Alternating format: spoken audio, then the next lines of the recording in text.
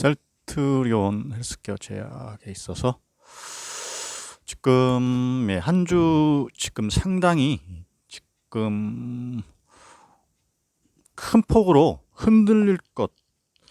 그러니까 이 기조가 잔잔했던 이 면모가 상당히 어떤 파동적인 면모를 거둘 것. 그것은 이제 주로 국내적인 문제보다는 국외적인 문제로 움직일 것이다라고 저도 일단 생각을 하고 있고요.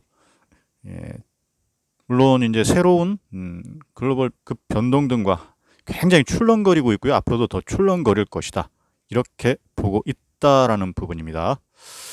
그러므로 해서 이 부분이 앞으로 어떻게 될 것인지 초미의 이제 관심사가 되겠고요. 더불어서 이제 셀트리온 어떤 자체적인 펀더멘탈적인 입장에서의 분석 한번 새롭게 한번 뒤집어서 한번 알아보시겠습니다. 일단 뭐 KJ961님 좋은 의견 주셨는데요. 같이 한번 알아보시자면, 자, 이제 밸류에이션. 자, 일단 통상 순이익 곱하기 PER로 손쉽게 이제 구하곤 하는데, 이것은 이제 맞기도 하고 틀린 방법이기도 하다. 자, PER 결정 시, 결정 시 애널리스트들마저 이제 동종 업종 혹은 유사 기업을 차용해서 적용하는데, 이것은 오차가 너무 큰 방법이며 굉장히 어떻게 보면 상충될 수 있다라는 부분입니다. 그러니까 오류가 많이 있을 수 있다. 이런 부분이겠죠. 그러니까 바이오 평균 PER이 100이니까 누구나 PER 100, 25조짜리 셀트리온, 한때는 60조였었죠. 이것도 PER이 100이 적정하다는 게 얼마나 잘못된 소리인가. 자, PER을 분해하면 그 속에는 기업의 미래 현금 흐름의 변동성, 즉 성장성이 반영되는데, 동종 업종이라고 성장성이 다 같을 리가 없으니까요. 자, 그러면 PER은 사실 별도로 구하는 게 아니라 DCF법으로 기업 가치를 구한 후 그 기업 가치를 순이익으로 나누면 사후적으로 나오는 값인데요. 자, DCF법이란 즉 미래의 예기 현금 흐름을 예상하고 할인율을 적용하여 각각 현재 가치화해서 모두 더하게 되면 그 값이 기업 가치가 된다는 전통적인 밸류에이션 방법인데요. 그러나 이것을 역으로 생각하면 PER을 알면 기업 가치를 간단하게 기업 가치를 구할 수도 있다. 자, 어떤 기업이 현재의 순이익을 영원히 유지한다면 이때 PER은 얼마일까요? 자, 이자율, 위험 할증률에 따라 달라지지만 이론상 PER은 10에서 15 정도입니다. 국장의 현실상 이제 10이라고 가정을 한다라면,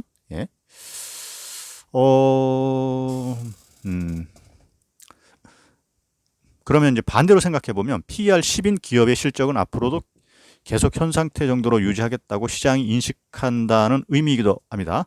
그럼 순이익이 향후 4배까지 성장할 것으로 보이는 기업의 PER은 얼마일까요?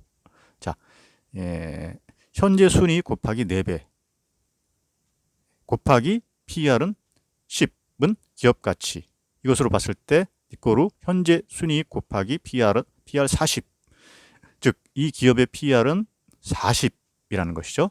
즉 PER 40의 의미는 주가가 향후 4배 순이익 성장을 반영했다라는 의미가 되겠죠. 그러면 셀트리온 현재 순이익 6천억, 즉 PER 40. 따라서 향후 당연히 달성해야 할 순이익은 6천억 곱하기 4. 그것은 2.4조가 된다는 부분이죠. 이 2.4조가 미래 안정화된 순이익이라는 것입니다. 자, 그러면 수년 후에 2조 4천, 2.4조를 달성한다라면 현재의 기업 가치를 유지할 것이고, 초과 달성한다면 가치 상승, 달성 못한다라면 가치 하락한다는 의미입니다. 당연히 수년을 기다릴 필요 없이 이 2.4조로 가는 추세선을 벗어나는 어떤 이벤트가 발생하면 상승이든 하락이든 즉시 반영하겠죠. 그러면 PER 100이 맞다면 셀트는 미래 안정화된 순이익은 6조를 찍어야 한다라는 것. 즉 PER 100을 주장하면서 미래 안정화된 순이익 2조를 기대한다는 건 산수를 못한 이유로 주식판에서 호구가 될 뿐이라는 부분. 자, 그러면 또 다른 누구는 삼바와 비교를 하겠죠. 자, 삼바의 퍼는 136. 미래 안정화된 순이익이 지금보다 13배 성장할까요? 자, 참 이게 딜레마죠? 자, 최근 성장 페이스는 꽤 좋은 듯한데 13배면 어마어마해서 이제 보통 답이 안 나오는 부분이죠. 그러므로 해서 삼바는 일단 제끼자는 부분. 자, 그러면 그렇다고 유통 주식수도 적은 종목에 무서워서 공매도도 못 치고, 자, 종목이 한두 개도 아니고 굳이 이런 걸 할 필요가 없다라는 부분. 자, 동종 업종 유사기업 비교는 참고사항일 뿐이지 밸류에이션 기준이 된다는 건 위험한 일이죠. 자, 의미 없다. 자, 작년 올해 셀트리온 그리고 삼성바이오로에서 성장률이 이렇게 나올 줄 누가 알았나요? 주가는 알았네요. 자, 셀트의 포텐을 믿고 순익 3조, 5조, 7조를 믿는다면 얼마든지 셀트에 투자하면 됩니다. 밑도 끝도 없이 삼바랑 비교해서 PER 100이 당연하고 3분의 1, 4분의 1 토막 저평가라는 희망 회로로 투자한다면 지난 1년여처럼 호구가 되는 겁니다. 자, 밸류에이션 잘한다고 돈 버는 것도 아닌데 그래도 미래는 알 수 없으니 미래 예측이 실패했더라도 덜 억울할 텐데 밸류에이션, 즉 산수를 못해서 지금 위치가 어딘지 나중 목표 위치가 어딘지 감도 못 잡고 분위기에 휘둘려서 투자를 해왔다면 참 억울한 일이죠. 예, 그 부분에 있어서 좀 되짚어 보자. 이런 지금 의견 주셨어요. 물론 맞기도 하고 뭐 이제 주주님들에 따라서 굉장히 이제 이런 갑론을박이 있을 수 있는 얘기겠지요. 그러나 지금 드리는 말씀은 참조적으로 지금 참조적으로 큰 어떤 방향타를 설정하는 데 있어서 생각을 좀 해보시자는 생각을 해보고 어떤 이제 방향을 조금이라도 더 가늠해보자. 그리고 투자를 함에 있어서 들어가고 나가는 거에 있어서 좀 어떤 획을 제대로 찾아보자. 이런 부분에 있어서 지금 이제 말씀드린 부분이고요. 지금 12몽키즈님이 이제 의견 주셨는데 지금 자, 양심이 있냐? 삼바와 비교를 한다? 예, 지금 시총 비교해 보자. 그러니까 어디 들이밀 게 없어서 셀트 저는 뭐 이 부분에 있어서는 뭐 의견은 저는 이제 큰 의미를 못 느끼겠어요. 지금 셀트리온하고 삼바는 이제 양분화돼 있는데요.